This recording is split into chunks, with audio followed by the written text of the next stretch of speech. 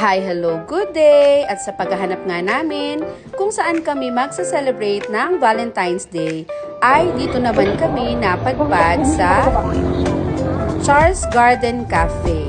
So ito ay matatagpuan dito lamang sa Lalaan, Silang, Cavite. So ito yung kanilang entrance.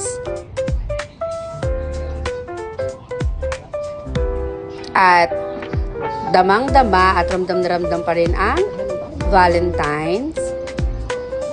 So, dahil medyo puno na sila dito sa baba, ay sa taas na lang kami pumunta para doon kami pumuesto.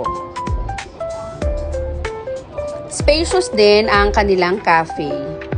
Malinis dahil nga medyo bago pa, noong April 2024 lang din daw sila nagbukas.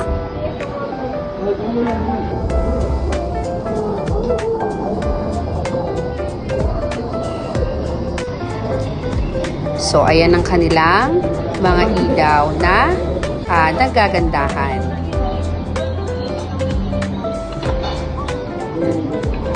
Ayan, sinimulan na kaming bigyan ng aming mga order. So, meron tayong buttered chicken, may bulalo, dinakdakan, at meron ding baked tahong.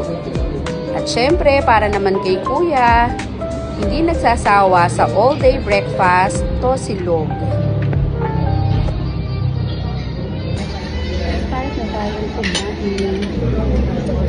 Butter, tahong.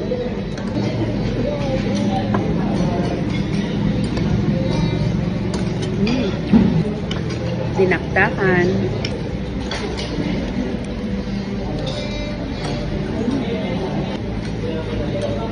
Buttered chicken.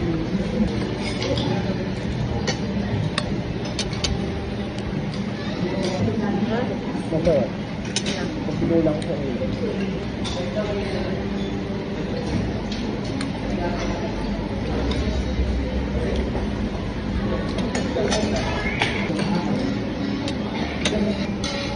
So, dito nga ay ini-enjoy na namin ang aming mga in-order na pagkain.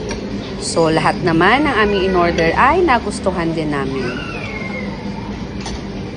Yan, approve na approve. At, eto na po, tapos na kami kumain. So, dahil may mga natira pa kami, kailangan ay i-take out naman. Billing time!